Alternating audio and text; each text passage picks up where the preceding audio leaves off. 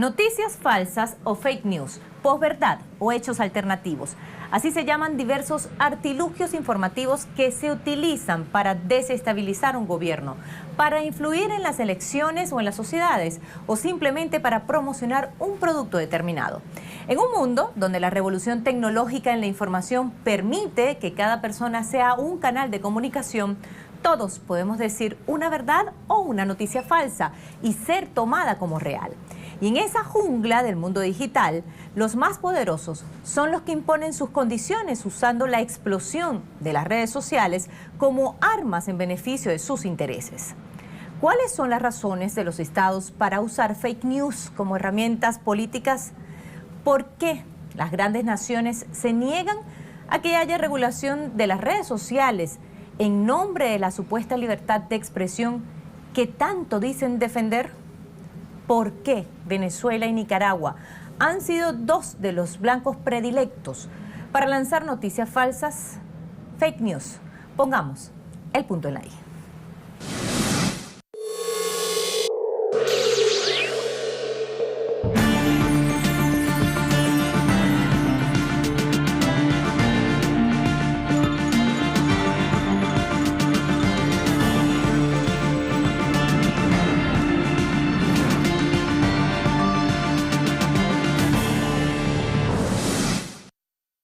Los fake news o noticias falsas son un potente instrumento que las derechas saben utilizar en tiempos de redes sociales. Donald Trump, el presidente de Estados Unidos, es uno de los que mayor provecho ha sacado de estas estafas informativas. Ganó las elecciones con todos los medios de comunicación en contra, salvo la cadena de noticias Fox News. Incluso no dio ni una sola entrevista televisiva en toda la campaña electoral. Su fortaleza comunicacional estuvo en las redes sociales y en las noticias falsas.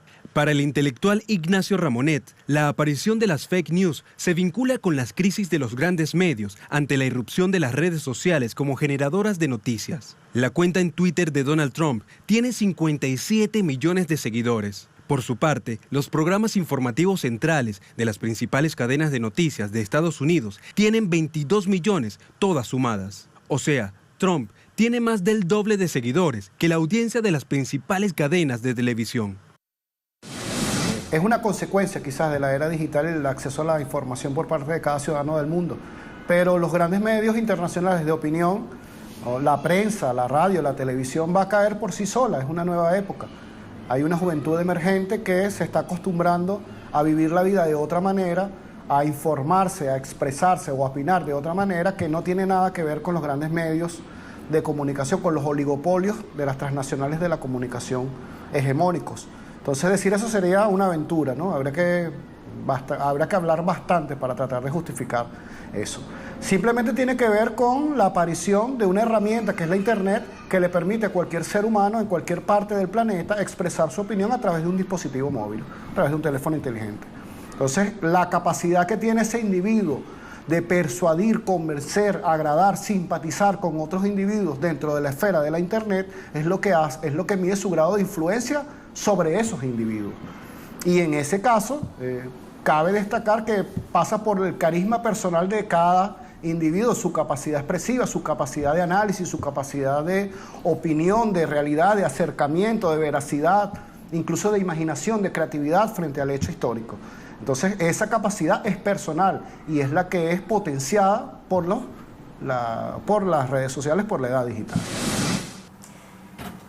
Ya no son los grandes canales los únicos que influyen en la opinión pública.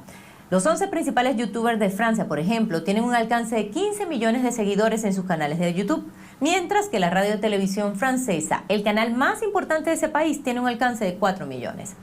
Hoy, un ciudadano tiene la posibilidad de comunicarse y tener una mayor audiencia que los canales tradicionales. Se les llama influencer. Es así que los partidos políticos empiezan a utilizar a estos influencers para poder expandir su propuesta, generando empatía. Donald Trump demostró que ya no es necesaria la verdad para ganar elecciones. La verdad ya no es relevante y lo que se trata de imponer es la posverdad. La posverdad ha sido definida como una verdad no racional o verdad alternativa, donde cada uno tiene su propia verdad. Esto permite entonces la construcción de una noticia falsa e inventada, pero con el certificado de calidad verdadera. De esta manera, ya no existe la verdad y entonces cada ciudadano puede manipular lo que quiera. Así, Trump llegó a decir que el Papa Francisco apoyaba su candidatura, que Barack Obama había nacido en Kenia o que Hillary Clinton manejaba una red de abuso infantil desde una pizzería. Incluso gente que creyó esto hizo atentados y boicots contra esa pizzería. Todas estas fake news las difundió desde oficinas equipadas para ello. El método de crear noticias falsas y difundirlas a través de las oficinas especializadas ya es algo habitual. Según reveló el diario The Washington Post, el 70% de las afirmaciones del magnate de Nueva York son falsas. Se trata de casi 5 mentiras al día, pero a pesar de esto, no pasa nada, todo sigue andando. Lo de Donald Trump es bastante interesante porque en su candidatura, el uso de las fake news para Donald Trump representaba el 75% de emisión de información. Es decir, el equipo de campaña electoral de Donald Trump, cuando decía 100 palabras, 25 eran verdad y las 75 eran mentira.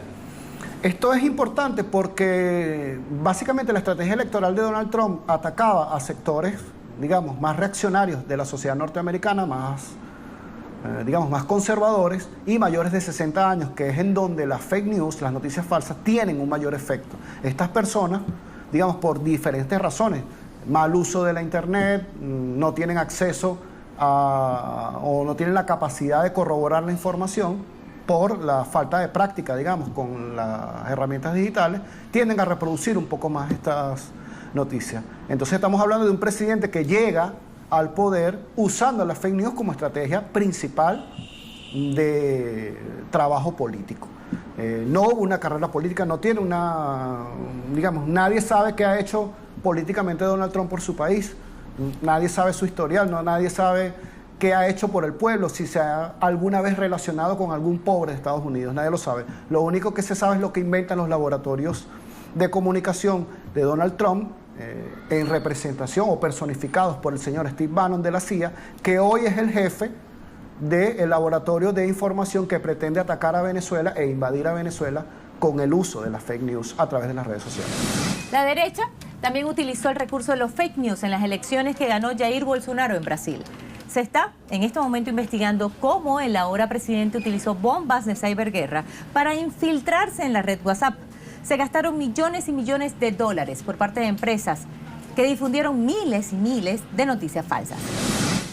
Las mentiras difundidas masivamente fueron tomadas como reales por parte de millones de brasileños. Muchas incluso eran grotescas. Se dijo que el candidato del PT, Fernando Haddad, había distribuido un kit gay para los niños de 6 años en las escuelas. También se señaló que el hombre que apuñaló a Bolsonaro en la campaña era amigo de Lula. Además, se difundió la foto de una actriz que tenía la cara golpeada y que el agresor había supuestamente admitido hacerlo por el hecho de decir que votaba a Bolsonaro. También se difundió la noticia de que si ganaba Haddad, la primera ley sería la legalización de la pedofilia.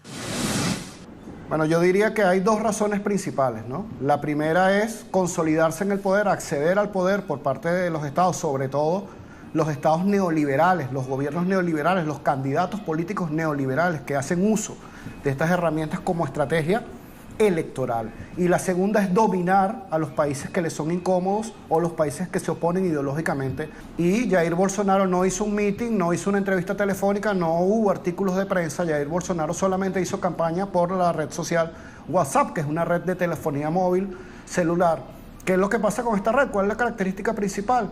Que no está censurada, es de un uso masivo, porque es una red básicamente telefónica, y tiene un gran alcance dentro de la población. Yo aseguraría que un 75% de la población se conecta y se comunica por esta red.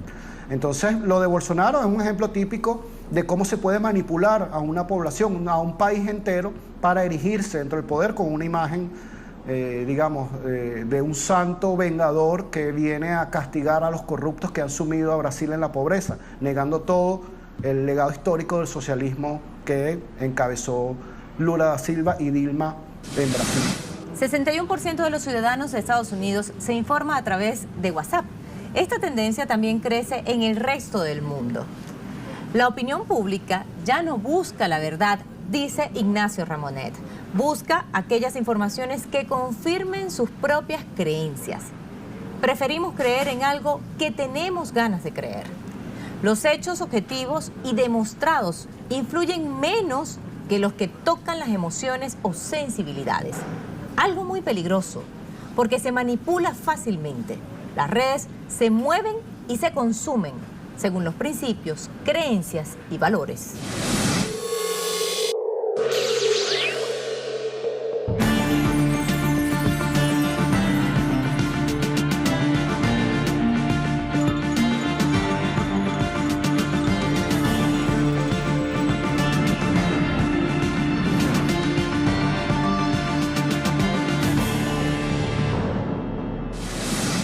Uno de los mayores escándalos vinculados a la fake news es el uso del Facebook por parte del equipo de Donald Trump a través de la consultora Cambridge Analytica.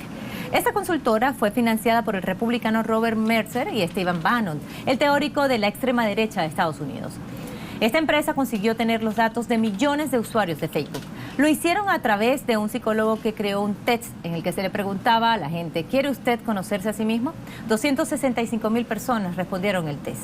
Así, el sistema entró a la red social de cada uno y acumuló el perfil de esos amigos de las 265,000 personas.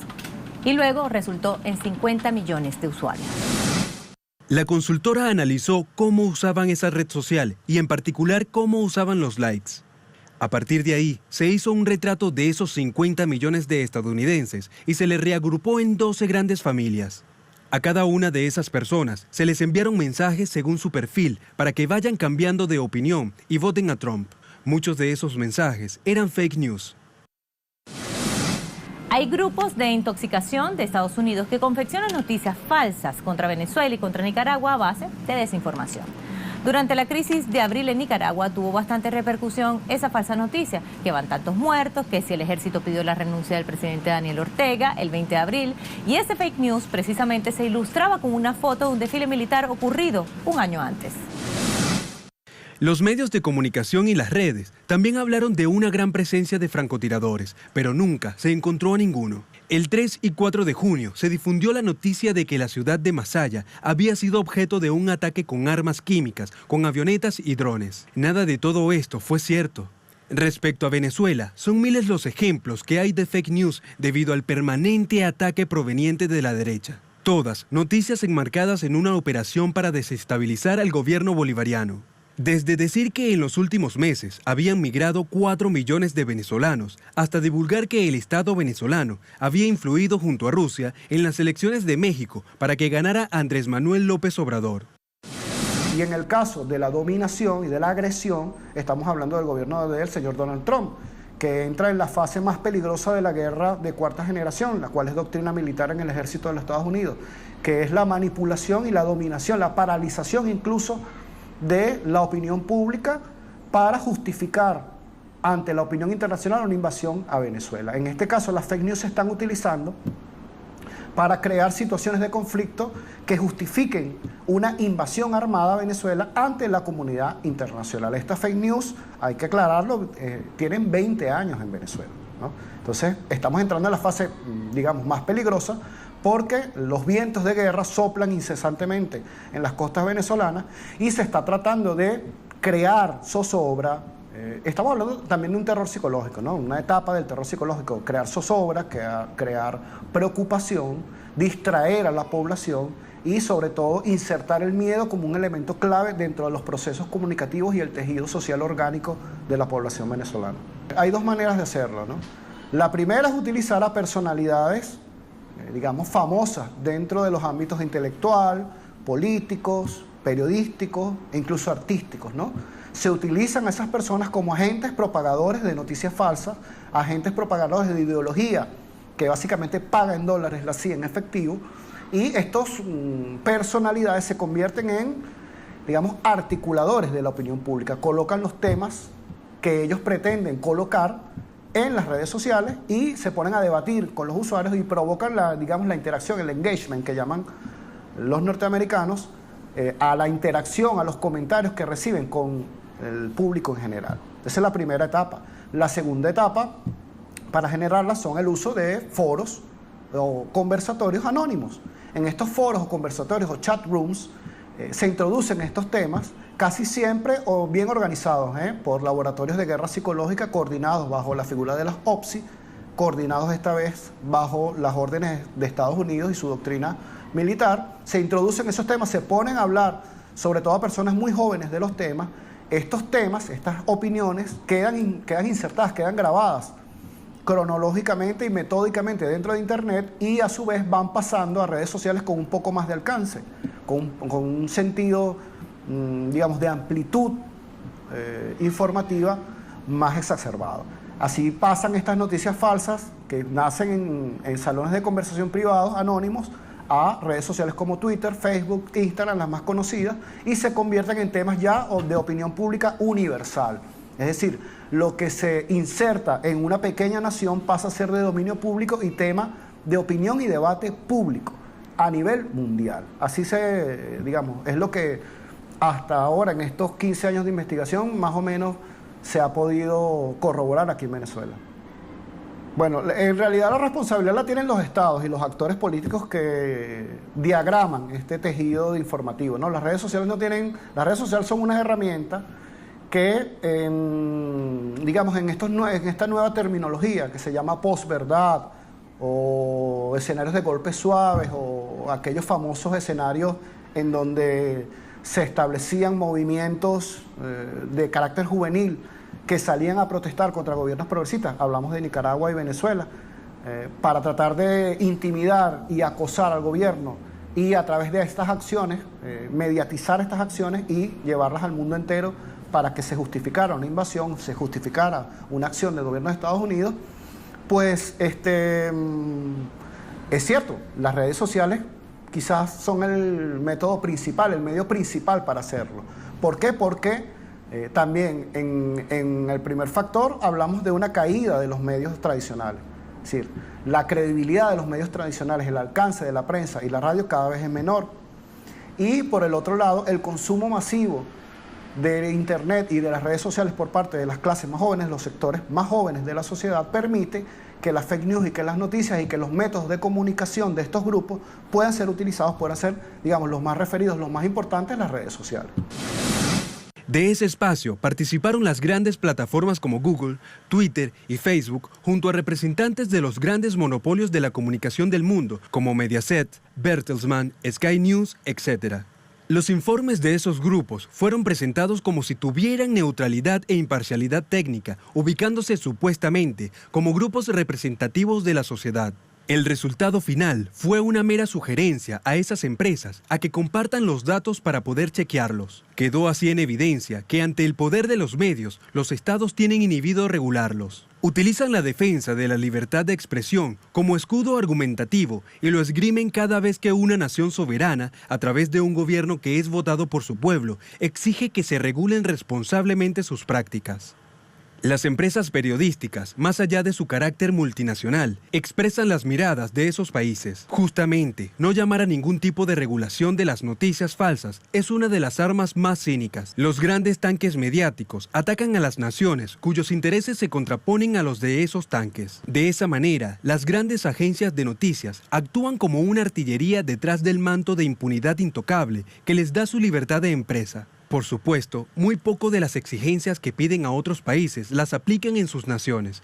La operación discursiva es poner el amparo de la libertad de prensa en las empresas periodísticas a costa de los ciudadanos, quienes deben ser los principales protegidos, más allá de las empresas. Se desconoce el derecho a acceder a una información veraz y el ciudadano queda a merced de que le inventen cualquier cosa en cualquier momento, con un envoltorio de verdad.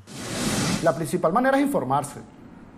Para contrarrestar una noticia, para tratar de navegar en este momento, y eso lo saben muy bien los jóvenes, que son principalmente las clases, los sectores y los grupos sociales que van a echar adelante a Latinoamérica, que van a asumir el poder en Latinoamérica. Lo saben muy bien los jóvenes. La manera de estar prevenidos frente a las fake news es informarse, y para navegar en la red existen varios métodos.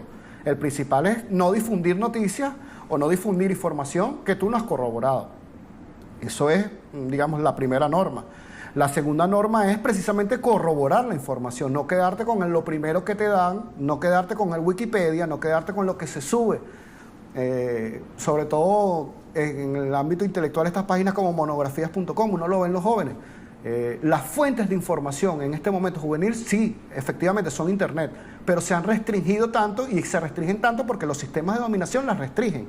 Es decir, en este momento los jóvenes del mundo se enfrentan a un cerco intelectual que los ha adoctrinado al uso de Internet como un método de vida, como un uso cotidiano de información, y se han olvidado de la biblioteca y el libro. Las noticias falsas corren como pólvora, inundan las redes y los canales de información de acuerdo a la potencia de quienes las reproducen, es decir, los influenciadores. Según varias consultoras especializadas, entre los grandes medios y las redes sociales se calcula que para dentro de 2 años un ciudadano consumirá más noticias falsas que verdaderas. No es descabellado entonces lo que dijo Angela Merkel, la primera ministra alemana, cuando perdió las elecciones el año pasado. Vivimos en una época postfactual. La gente ya no se interesa por los hechos, sino por los sentimientos y las sensaciones creadas por las informaciones falsas. Así pues, quien genere más emociones será el Mesías del mundo, no importa si es nuevamente Hitler. Se impone el corazón y no la razón. Corresponde a cada persona del universo verificar las noticias y no dejarse manipular por el ADN de las redes sociales que pareciera cada día adueñarse de la sensatez. El mundo y la convivencia quedan en manos de los principios y valores de los seres humanos, que deciden o no dejarse dominar por un fake news. Pusimos el punto en la I.